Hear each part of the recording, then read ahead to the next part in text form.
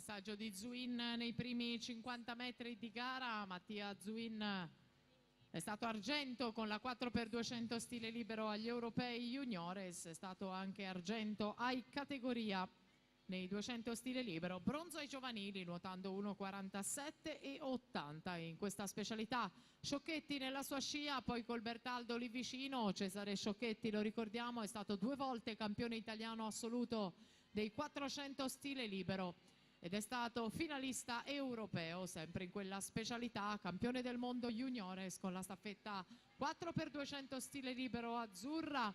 E intanto ancora il passaggio con Zuin, rientrano Sciocchetti e Colbertaldo, c'è l'attacco di Sciocchetti in questo momento, Colbertaldo anche lui che rientra nel finale di gara.